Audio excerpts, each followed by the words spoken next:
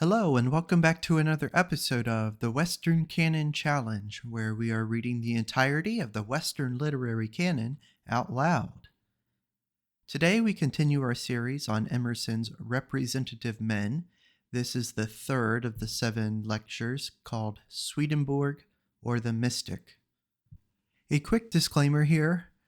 This particular lecture contains an abundance of archaic/Emersonian spellings of people, places, and things. And in many cases, as I looked up the words, and especially for the people, I could not locate what it was he intended or who he intended to refer to. And thus, as I looked up the person's name to try to pronounce their name correctly, I could not do so in many cases. I went on YouTube to find other versions of this lecture and listened to a good amount of both of them, but both of those also contained obvious mispronunciations of names that even I understand how to pronounce. Then I bought a version of Representative Men on Audible to listen to. It also contained mispronunciations of names that I know definitely how to pronounce. So I'm going to just do my best here, and I might come close at this moment to being the most accurate of the recordings available, at least for free, on YouTube that you'll find of this particular lecture. That's not saying much, but it is something. So instead of beating myself up for missing, 15 of the names, I'm just going to pat myself on the back for getting 4 of them. And with that said, we'll go ahead and start. Among eminent persons, those who are most dear to men are not the class which the economists call producers. They have nothing in their hands. They have not cultivated corn, nor made bread. They have not led out a colony, nor invented a loom. A higher class in the estimation and love of the city-building, market-race-going of mankind are the poets, who from the intellectual kingdom feed the thought and imagination with ideas and pictures which raise men out of the world of corn and money, and console them for the shortcomings of the day and the meanness of labor and traffic.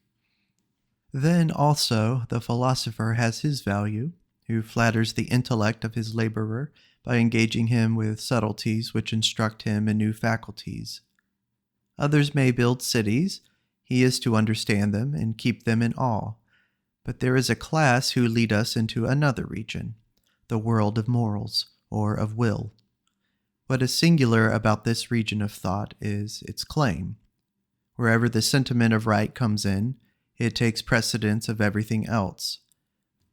For other things, I make poetry of them, but the moral sentiment makes poetry of me. I have sometimes thought that he would render the greatest service to modern criticism who shall draw the line of relation that subsists between Shakespeare and Swedenborg.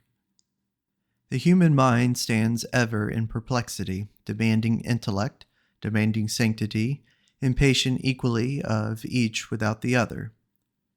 The reconciler has not yet appeared. If we tire of the saints, Shakespeare is our city of refuge. Yet the instincts presently teach that the problem of essence must take precedence of all others, the questions of whence, what, and whither, and the solution of these must be in a life and not in a book. A drama or poem is a proximate or oblique reply. But Moses, Menu, Jesus worked directly on this problem. The atmosphere of moral sentiment is a region of grandeur which reduces all material magnificence to toys, yet opens to every wretch that has reason the door of the universe. Almost with a fierce haste it lays its empire on the man. In the language of the Quran, God said, "The heaven and the earth and all that is between them, think ye that we created them in jest, and that ye shall not return to us?" It is the kingdom of the will, and by inspiring the will, which is the seat of personality, seems to convert the universe into a person. The realms of being to none other bow, not only all are thine, but all are thou. All men are commanded by the saint. The Quran makes a distinct class of those who are by nature good, and whose goodness has influence on others, and pronounces this class to be the aim of creation. The other classes are admitted to the feast of being only as following in the train of this.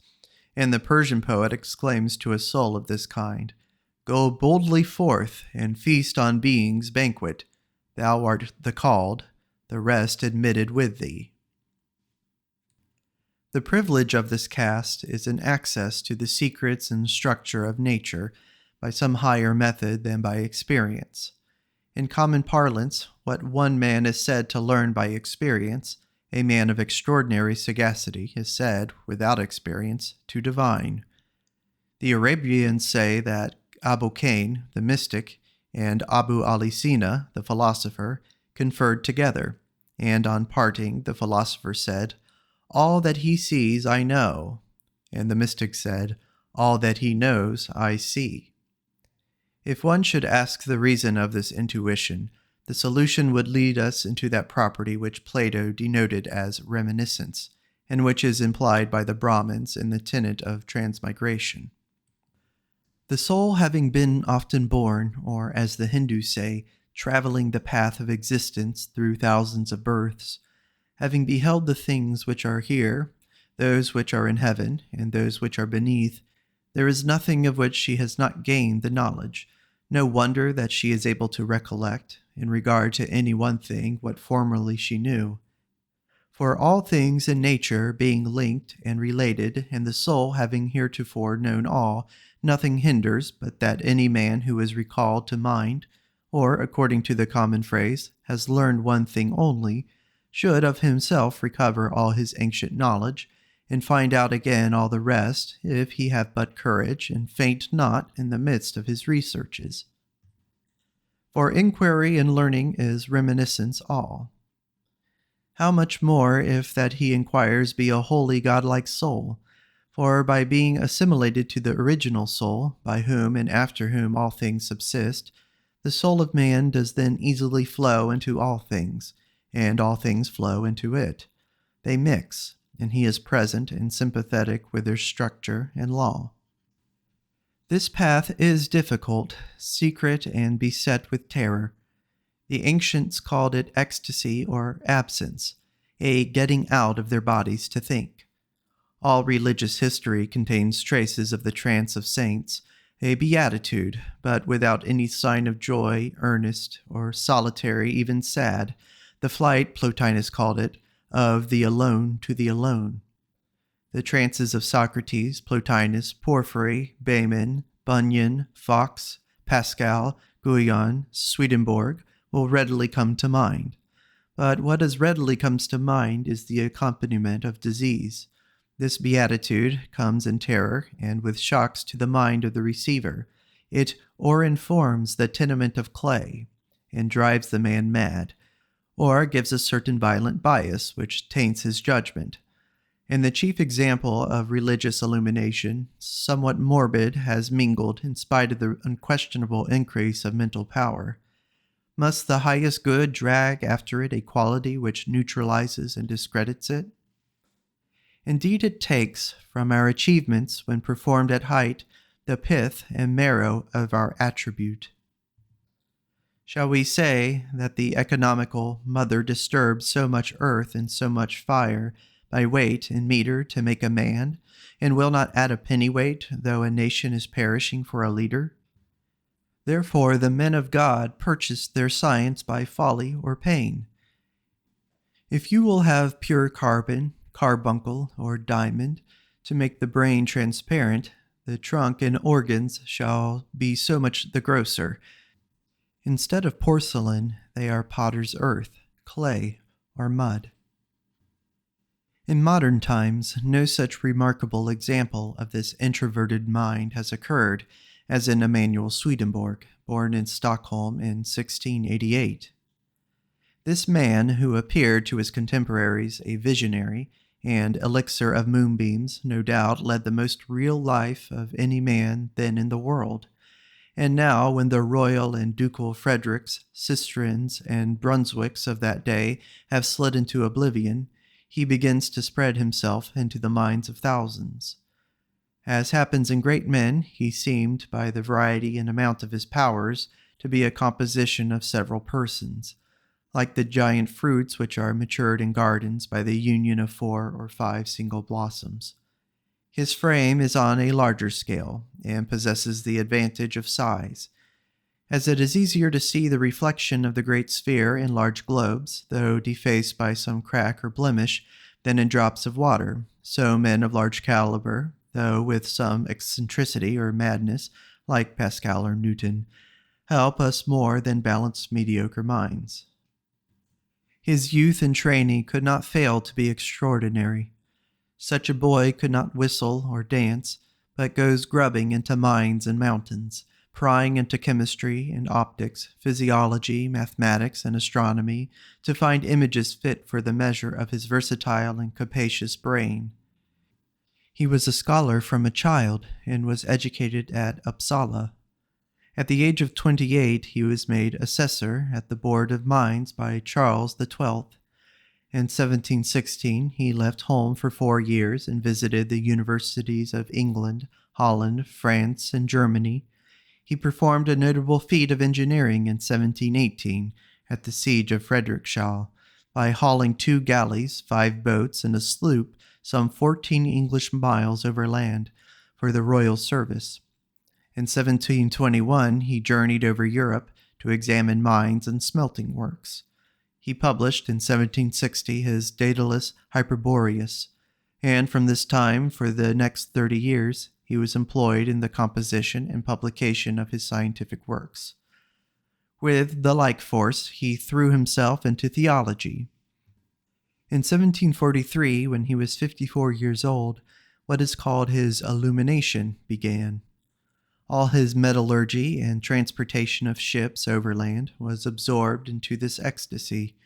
He ceased to publish any more scientific books, withdrew from his practical labors, and devoted himself to the writing and publication of his voluminous theological works, which were printed at his own expense, or at that of the Duke of Brunswick, or other prints at Dresden, Leipzig, London, or Amsterdam. Later, he resigned his office of assessor. The salary attached to this office continued to be paid to him during his life. His duties had brought him into intimate acquaintance with King Charles XII, by whom he was much consulted and honored. The like favor was continued to him by his successor. At the Diet of 1751, Count Hopkin says, the most solid memorials on finance were from his pen. In Sweden, he appears to have attracted a marked regard.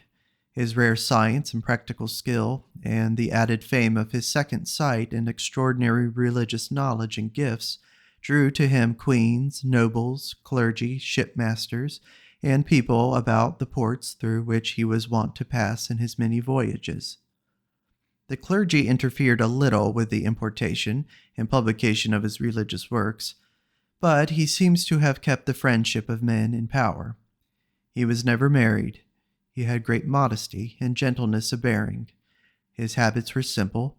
He lived on bread, milk, and vegetables, and he lived in a house situated in a large garden. He went several times to England, where he does not seem to have attracted any attention whatever from the learned or the eminent, and died at London, March 29th, 1722, of apoplexy in his 85th year. He is described when in London as a man of quiet, clerical habit, not averse to tea and coffee, and kind to children. He wore a sword when in full velvet dress, and whenever he walked out, carried a gold-headed cane. There is a common portrait of him in antique coat and wig, but the face has a wandering or vacant air. The genius which was to penetrate the science of the age with a far more subtle science, to pass the bounds of space and time, venture into the dim spirit realm, and attempt to establish a new religion in the world, began its lessons in quarries and forges, in the smelting pot and crucible, in shipyards and dissecting rooms. No one man is perhaps able to judge of the merits of his works on so many subjects. One is glad to learn that his books on mines and metal are held in the highest esteem by those who understand these matters. It seems that he anticipated much science of the 19th century, anticipated in astronomy the discovery of the seventh planet, but unhappily not also of the eighth; anticipated the views of modern astronomy in regard to the generation of the earth by the sun; in magnetism, some important experiments and conclusions of later students; in chemistry, the atomic theory; in anatomy, the discoveries of Schlichting, Monroe, and Wilson; and first demonstrated the office of the lungs. His excellent English editor magnanimously lays no stress on his discoveries, since he was too great to care to be original, and we are to judge by what he can spare of what remains. A colossal soul, he lies vast abroad on his times, uncomprehended by them, and requires a long local distance to be seen. Suggest, as Aristotle, Bacon, Selden, Humboldt, that a certain vastness of learning or quasi-omnipresence of the human soul and nature is possible. His superb speculations, as from a tower over nature and arts, without ever losing sight of the texture and sequence of things, almost realizes his own picture in the Principia of original integrity of man. Over and above the merit of his particular discoveries is the capital merit of his self-equality. A drop of water has the properties of the sea, but cannot exhibit a storm. There is beauty of a concert, as well as of a flute, strength of a host, as well as of a hero, and in Swedenborg, those who are best acquainted with modern books will most admire the merit of Mass. One of the Missoriums and mastodons of literature, he is not to be measured by whole colleges of ordinary scholars. His stalwart presence would flutter the gowns of a university. Our books are false by being fragmentary. Their sentences are bon mots, and not parts of natural discourse. Childish expressions of surprise or pleasure in nature, or worse, owing a brief notoriety to their petulance, or aversion from the order of nature, being somewhat curiosity or oddity, designedly not in harmony with nature, and purposely framed to excite a surprise, as jugglers do by concealing their means. But Swedenborg is systematic, and respective of the world in every sentence. All the means are orderly given. His faculties work with astronomic punctuality, and this admirable writing is pure from all pertness or egotism. Swedenborg was born into an atmosphere of great ideas. 'Tis hard to say what was his own, yet his life was dignified by noblest pictures of the universe. The robust Aristotelian method, with its breadth and adequateness, shaming our sterile and linear logic by its genial radiation, conversant with series and degree, with effects and ends, skillful to discriminate power from form, essence from accident, and opening by its terminology and definition high roads into nature, had trained a race of athletic philosophers. Harvey had shown the circulation of the blood. Gilbert had shown that the earth was a magnet. Descartes, taught by Gilbert's magnet, with its vortex, spiral, and polarity, had filled Europe with the leading thought of vortical motion as the secret of nature.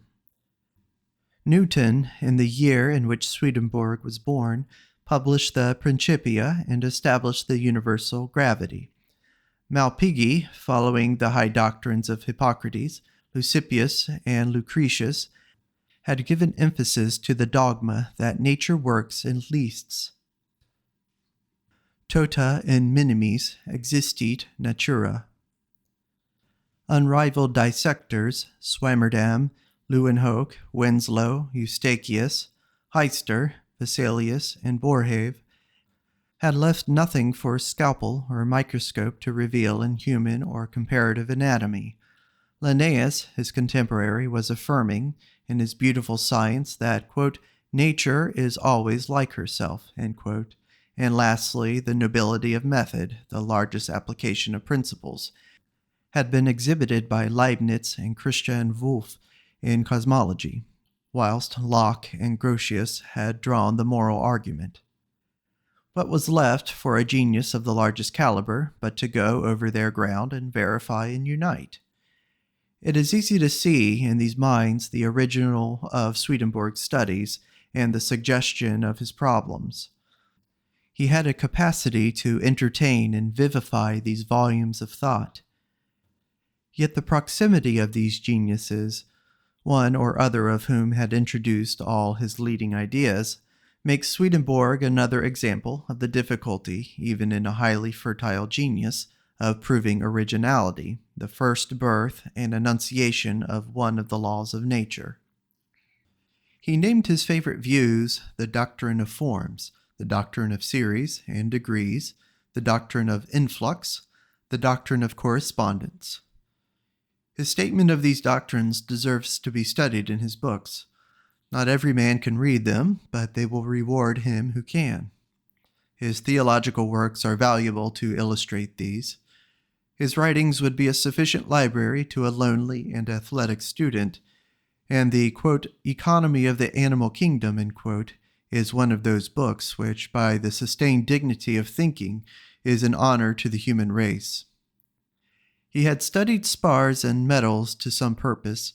His varied and solid knowledge makes his style lustrous with air sparkles and crystals. The grandeur of the topics makes the grandeur of the style.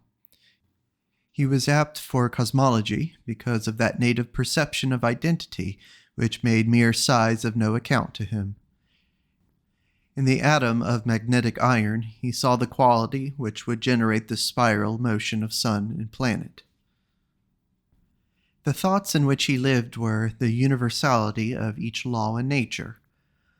The Platonic doctrine of the scale or degrees, the version or conversion of each into the other, and so the correspondence of all the parts. The fine secret that little explains large, and large little. The centrality of man in nature, and the connection that subsists throughout all things. He saw that the human body was strictly universal, or an instrument through which the soul feeds and is fed by the whole of matter, so that he held, in exact antagonism to the skeptics, that, quote, the wiser a man is, the more will he be a worshipper of the deity, end quote. In short, he was a believer in the identity philosophy, which he held not idly, as the dreamers of Berlin or Boston, but which he experimented with and established through years of labor, with the heart and strength of the rudest Viking that his rough Sweden ever sent to battle. This theory dates from the oldest philosophers, and derives perhaps its best illustration from the newest. It is this, that nature iterates her means perpetually on successive planes. In the old aphorism, nature is always self-similar. In the plant, the eye or germinative point opens to a leaf and then to another leaf, with the power of transforming the leaf into radicle, stamen, pistil, petal, bract, sepal, or seed. The whole art of the plant is still to repeat leaf on leaf without end, the more or less of heat, light, moisture, and food, determining the form it shall assume. In the animal, nature makes a vertebra or a spine of vertebrae, and helps herself still by a new spine, with a limited power of modifying its form, spine on spine, to the end of the world. A poetic animatist in our own day teaches that a snake, being a horizontal line, and man, being an erect line, constitute a right angle, and between the lines of this mystical quadrant, all animate beings find their place, and he assumes the hairworm, the spanworm, or the snake as the type of prediction of the spine.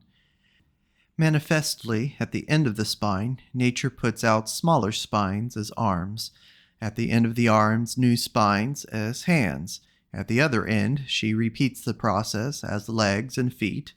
At the top of the column she puts out another spine, which doubles or loops itself over as a spanworm into a ball and forms the skull, with extremities again.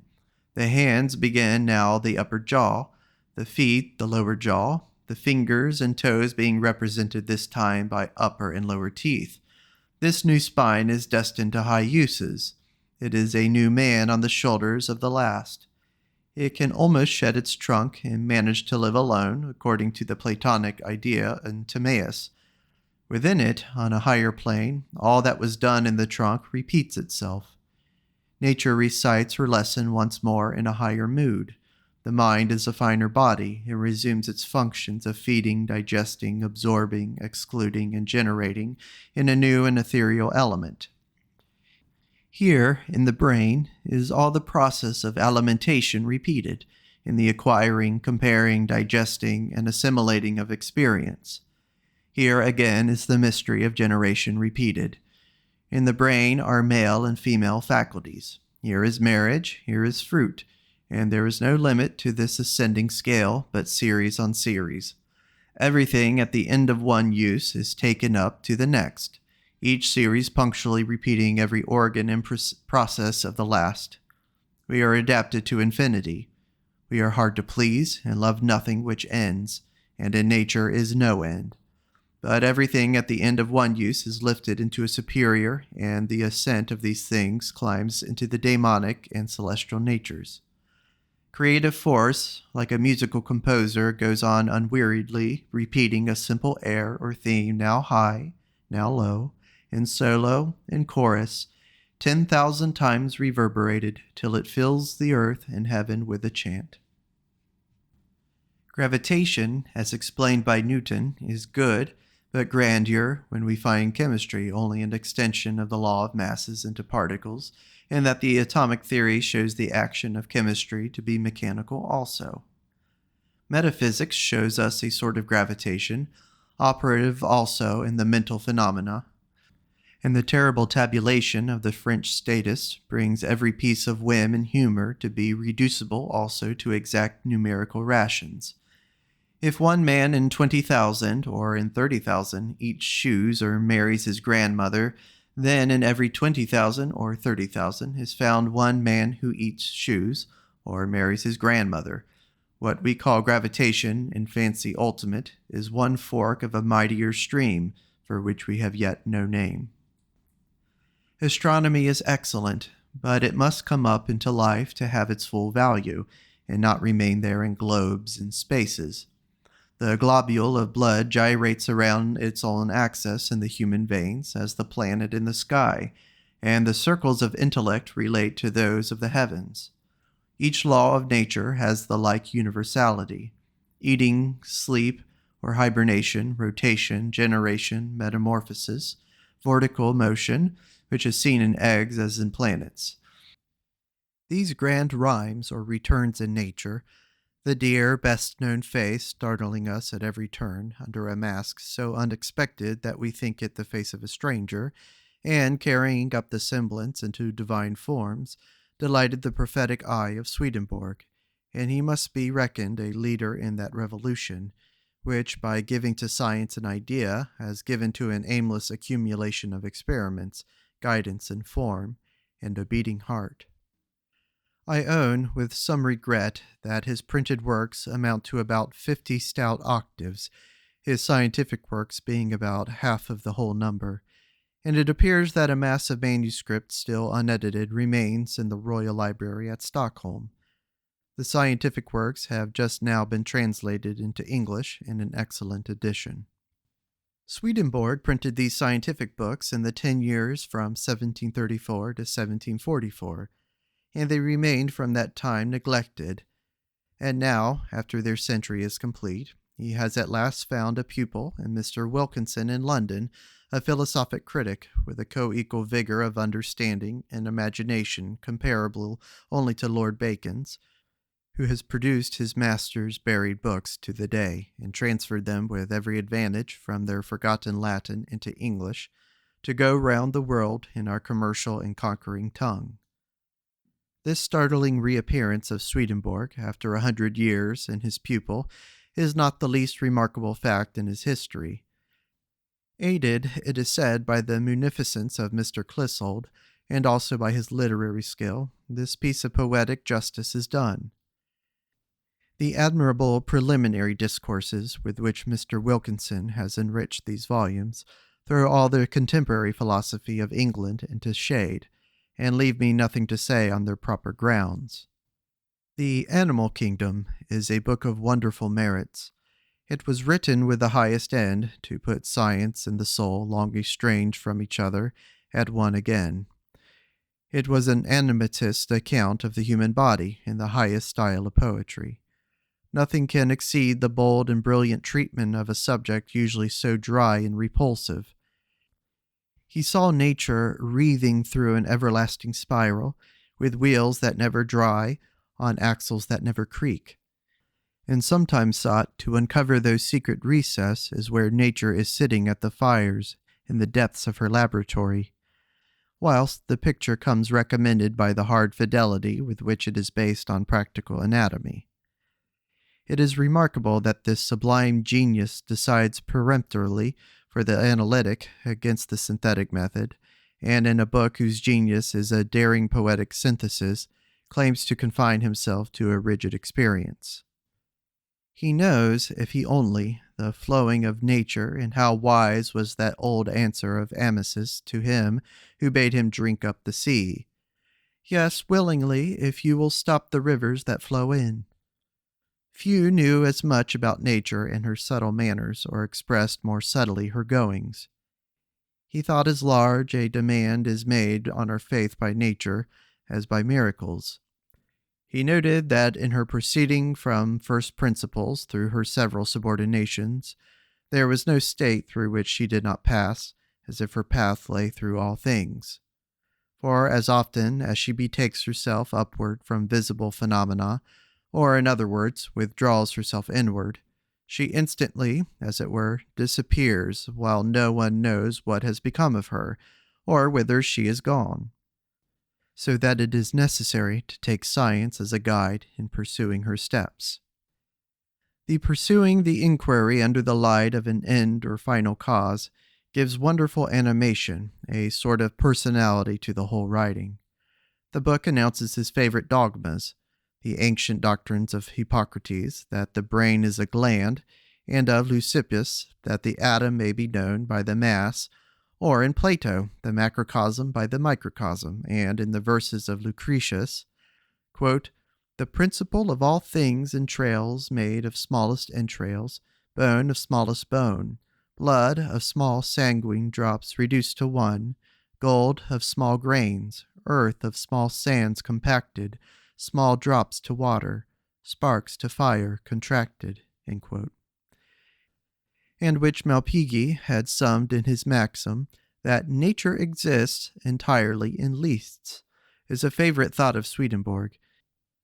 It is a constant law of the organic body that large, compound, or visible forms exist and subsist from smaller, simpler, and ultimately from invisible forms, which act similarly to the large ones, but more perfectly and more universally, and the least form so perfectly and universally as to involve an idea representative of their entire universe.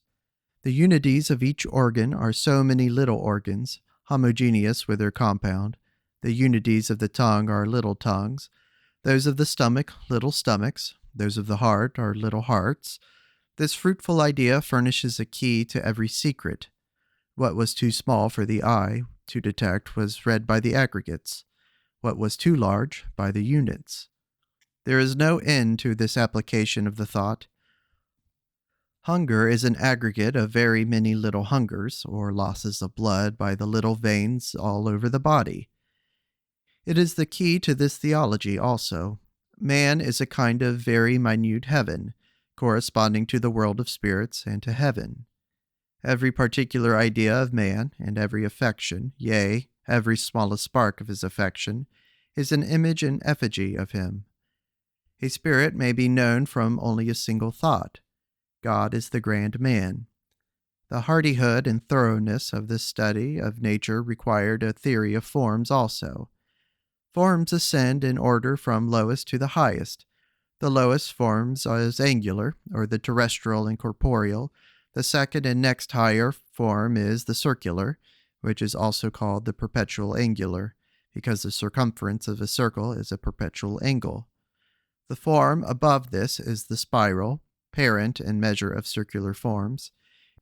Its diameters are not rectilinear, but variously circular, and have a spherical surface for center. Therefore, it is called the perpetual circular. The form above this is the vortical, or perpetual spiral. Next, the perpetual vortical, or celestial. Last, the perpetual celestial, or spiritual. Was it strange that a genius so bold should take the last step also, conceive that he might attain the science of all sciences, to unlock the meaning of the world? In the first volume of the Animal Kingdom, he broaches the subject in a remarkable note. In our doctrine of representations and correspondences, we shall treat of both of these symbolical and typical resemblances, and of the astonishing things which occur, I will not say in the living body only, but throughout nature, and which correspond so entirely to supreme and spiritual things that one would swear that the physical world was purely symbolic, or of the spiritual world. Insomuch that if we choose to express any natural truth in physical and definite vocal terms, and to convert these terms only into the corresponding and spiritual terms, we shall by this means elicit a spiritual truth, or theological dogma, in place of the physical truth or precept, although no mortal would have predicted that anything of the kind could possibly arise by bare literal transposition, inasmuch as the one precept, considered separately from the other, appears to have absolutely no relation to it. I intend hereafter to communicate a number of examples of such correspondences, together with a vocabulary containing the terms of spiritual things, as well as of the physical things for which they are to be substituted. This symbolism pervades the living body. The fact thus explicitly stated is implied in all poetry, in allegory and fable, in the use of emblems and in the structure of language. Plato knew of it, as is evident from his twice bisected line in the 6th book of the Republic. Lord Bacon had found that truth and nature differed only as seal and print, and he instanced some physical proportions with their translation into a moral and political sense. Baymen and all mystics imply this law in their dark riddle writing. The poets, in as far as they are poets, use it, but it is known to them only as the magnet was known for ages as a toy.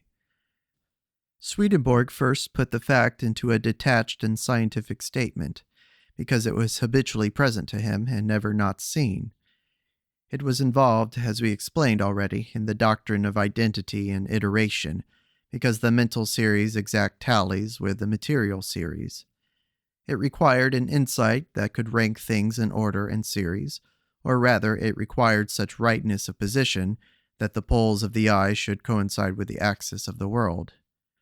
The earth has fed its mankind through 5 or 6 millennia, and they had sciences, religions, philosophies, and yet had failed to see the correspondence of meaning between every part and every other part. And down to this hour, literature has no book in which the symbolism of things is scientifically opened. One would say that as soon as men had the first hint that every sensible object, animal, rock, river, air, nay, space and time subsist not for itself, nor finally to a material end, but as a picturesque language, to tell another story of beings and duties, other science would be put by, and a science of such grand presage would absorb all faculties, that each man would ask of all objects what they mean. Why does the horizon hold me fast with my joy and grief in this center? Why hear I the same sense from countless differing voices, and read one never quite expressed fact in endless picture language? Yet, whether it be that these things will not be intellectually learned, or that many centuries must elaborate and compose so rare and opulent a soul, there is no comet, rock stratum, fossil, fish, quadruped, spider, or fungus that for itself does not interest more scholars and classifiers than the meaning and upshot of the frame of things. But Swedenborg was not content with the culinary use of the world. In his 54th year, these thoughts held him fast, and his profound mind admitted the perilous opinion, too frequent in religious history, that he was an abnormal person, to whom was granted the privilege of conversing with angels and spirits, and this ecstasy connected itself with just this office of explaining the moral import of the sensible world. To a right perception, at once broad and minute, of the order of nature, he added the comprehension of the moral laws in their widest social aspects. But whatever he saw through some excessive determination to form, in his constitution he saw not abstractly, but in pictures, heard it in dialogues, constructed it in events. When he attempted to announce the law most sanely, he was forced to couch it in parable. Modern psychology offers no similar example of a deranged balance. The principal powers continue to maintain a healthy action, and to a reader who can make due allowance in the report for the reporter's peculiarities, the results are still instructive and a more striking testimony to the sublime laws he announced than any that balanced dullness could afford. He attempts to give some account of the modus of the new state, affirming that his presence in the spiritual world is attended with a certain separation, but only as to the intellectual part of his mind, not as to the will part. And he affirms that he sees with the internal sight and things that are in another life more clearly than he sees the things which are here in the world. Having adopted the belief that certain books of the Old and New Testaments were exact allegories, or written in the angelic and ecstatic mode, he employed his remaining years in extricating from the literal the universal sense. He had borrowed from Plato the fine fable of a most ancient people, men better than we, and dwelling nigher to the gods, and Swedenborg added that they used the earth symbolically, that these, when they saw terrestrial objects, did not think at all about them, but only about those which they signified. The correspondence between thoughts and things henceforward occupied him. The very organic form resembles the end inscribed on it. A man is in general, and in particular, in organized justice or injustice, selfishness or gratitude. And the cause of this harmony he assigned to the arcana. The reason why all and single things in the heavens and on the earth are representative is because they exist from an influx of the Lord through heaven. This design of exhibiting such correspondences, which, if adequately executed, would be the poem of the world, in which all history and science would play an essential part, was narrowed and defeated by the exclusively theological direction which his inquiries took. His perception of nature is not human and universal, but is mystical and Hebraic. He fastens each natural object to a theological notion. A horse signifies carnal understanding, a tree perception, the moon faith, a cat means this, an ostrich that, an artichoke this other, and poorly tethers every symbol to a several ecclesiastic sense. The slippery Proteus is not so easily caught. In nature, each individual symbol plays innumerable parts, as each particle of matter circulates in turn through every system. The central identity enables any one symbol to express successively all the qualities and shades of the real being.